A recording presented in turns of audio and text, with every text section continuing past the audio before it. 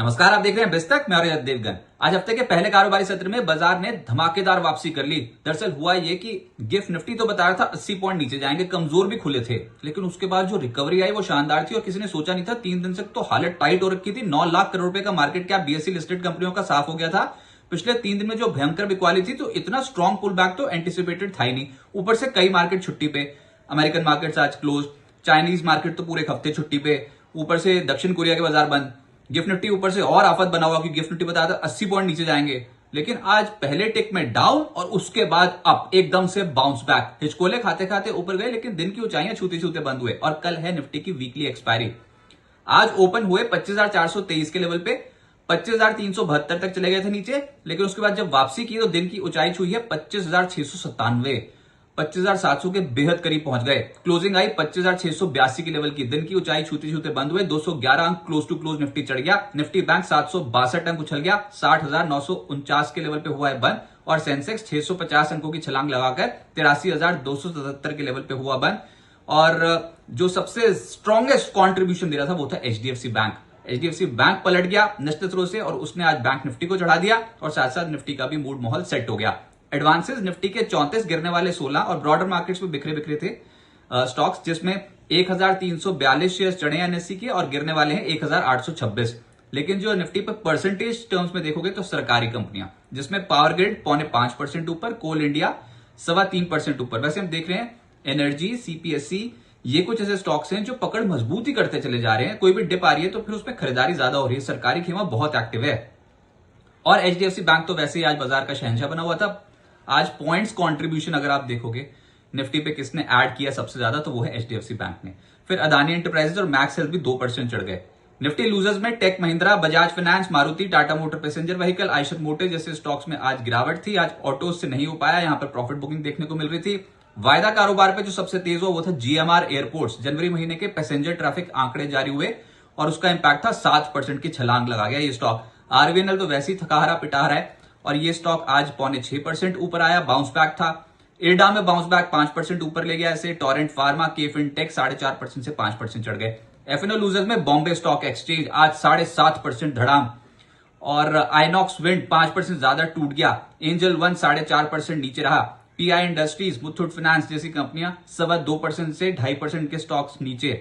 और बीएसई में गिरावट इसकी वजह से भी क्योंकि आरबीआई ने थोड़े से बैंक गारंटी नॉर्म्स जो हैं स्टॉक मार्केट इंटरमीडियरीज ब्रोकर्स के लिए थोड़े सख्त किए हैं, उसका भी एक इंपैक्ट आज पड़ता हुआ नजर आया। आज एकदम से जैसे ओपन हुआ था ना बॉम्बे स्टॉक एक्सचेंज, तो बहुत ही तगड़े तरीके से नीचे चला गया था। फिर बहुत सारी कंपनियां नीचे थी, कैपिटल मार्केट इंडेक्स नीचे था, वहां से निश्चित रूप से रिकवर भी करता हुआ नजर आया। बॉम्बे स्टॉक एक्सचेंज से नहीं हुआ। आज ये डैमेज था स्टॉक मार्केट में, लगभग 7.5% स्टॉक में। फिर मिड कैप गेनर्स में ईज माई ट्रिप 20% ऊपर। इंजीनियर्स इंडिया तो 2 दिन से धमाका कर रहा है। पोस्ट रिजल्ट्स बहुत तगड़ी खरीदारी हुई है, आज भी 12.25% ऊपर था। नेटको फार्मा 7.25% चढ़ गया। रैलिस, आरएचआईएम 6.5% से 7% ऊपर और सिग्नेचर 5.5% चढ़ गया। मिड कैप लूजर्स में शक्ति पंप्स 12% नीचे, फर्स्ट क्राई 11% नीचे, कैमलिन फाइन लगभग 10.5% टूटा है। ब्लूजेट, अनुपम रसायन, ओला इलेक्ट्रिक यहां पर भी 7.25% से लगभग 10% के आसपास की गिरावट देखने को मिली। जहां पर भी नतीजे पसंद नहीं आए बाजार को, स्टॉक को कचर के रखा हुआ है। जहां पर नतीजे अच्छे लगे, स्टॉक दे दनादन ऊपर भाग रहा है। सेक्टर स्पेसिफिक सरकारी कंपनियों में मामला सेट। आज पावर ग्रिड का स्टॉक 0.5% चढ़ गया। कोल इंडिया 3.25% ऊपर। एनबीसीसी, एनएचपीसी, ऑयल इंडिया करीब 2% चढ़ गए। एनर्जी स्टॉक्स में पावर ग्रिड और कोल इंडिया तो है ही ऊपर, उसके अलावा Adani green, GVTND, Siemens, JSW energy 2.5% से लगभग 4.25% ऊपर थे। ऑयल एंड गैस में IGL oil, GAIL, Adani total gas, ONGC 1.5% से 2.5% ऊपर और रिलायंस इंडस्ट्रीज 1% ऊपर आ गया। रियल एस्टेट स्टॉक्स में पुल बैक आया, जिसमें सिग्नेचर सबसे तेज चला है 5.5%। फिर डीएलएफ 3.25% ऊपर। फीनिक्स, लोधा, अनंतराज 2% से 2.25% ऊपर। सरकारी बैंक्स में निश्चित रूप से खरीदारी हुई, जिसमें कैनरा बैंक, यूनियन बैंक 3% चढ़ गए। Bank of India, bank of Baroda और इंडियन बैंक 2% से 2.5% चढ़ गए। फिर प्राइवेट बैंक्स में एचडीएफसी बैंक लीड कर रहा था, कमाल कर रहा था। आज ये स्टॉक मार्केट में लगातार टूटता स्टॉक पलट गया, 2.25% ऊपर आया। इसके अलावा एक्सिस बैंक 2% ऊपर रहा। आईडीएफसी, फर्स्ट बैंक, बंधन बैंक और कोटक बैंक भी आज हरे निशान में आ गए। और फार्मा में भी आज खरीदारी होती हुई नजर आई, जिसमें टोरेंट फार्मा 4.5% चढ़ा है, ऑरबिंदो फार्मा 3.5% ऊपर। साथ साथ मैक्स हेल्थ, सिप्ला, ग्लेनमार्क जैसी जो कंपनियां, इनके स्टॉक 1.5% से 2% के आसपास ऊपर चले गए। अब आगे क्या होगा? देखिए बाजार में 3 दिन लगातार क्वाली के बाद अब नेक्स्ट थ्रो से एक रिवर्सल है, तो 3 दिन की गिरावट पे तो ब्रेक लग गया, लेकिन क्या ये जो एक रिवर्सल आया ये टिकाऊ होगा कि नहीं, तो उसमें ऐसा लग रहा है कि टिकाऊ होगा, लेकिन कोई क्लियर कट डायरेक्शन नहीं बनेगी। आपको लगे कि एकदम से अफलातून चाल बन जाए, मार्केट दे दनादन ऊपर भागना शुरू हो जाए, तो वो तो हो नहीं सकता, क्योंकि ट्रिगर अभी हमारे पास सिर्फ एक ट्रेड डील का ही है और Q3 रिजल्ट सीजन को हम धीरे धीरे करके बुना रहे हैं, जो कि बहुत सारी कंपनियों के रिजल्ट्स आ चुके हैं। तो फिर यहां पर बाजार थोड़ा कंसोलिडेट कर ले, यही बहुत बड़ी बात है। गिरता बाजार रुक गया, ये तो बहुत ही बड़ी बात थी आज। तो बाजार में आज हुआ क्या कि जो बहुत मंदी में बैठे हुए थे ना, वो ट्रैप हो गए। बियर ट्रैप बोलते हैं इसे। एकदम से बाजार ऊपर, जैसे ऊपर जाता हुआ बाजार तड़ करके नीचे आ जाता है ना, वैसे ही आज गिरता हुआ बाजार एकदम से ऊपर आ गया था।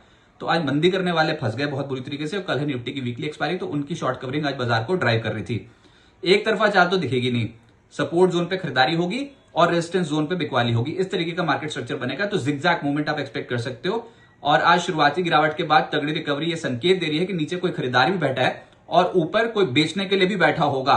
तो अभी आप 25,500 25,400 के जोन पे निफ्टी पे इंपॉर्टेंट सपोर्ट जोन मार्क करके चलो, और ऊपर 25,800 25,900 के आसपास पे बहुत बहुत तगड़ी कॉल राइटिंग हो रखी है। 26,000 तो बहुत भरकर बेच रखी है कॉलें, तो ऊपर भी नहीं निकलने देंगे इंस्टीट्यूशंस। तो प्रीमियम खाने के लिए तैयार बैठे ही हैं। ऑप्शंस का बड़ा गेम हो जाएगा। सेक्टोरल रोटेशन इस बीच में बहुत तगड़ी हो जाएगी।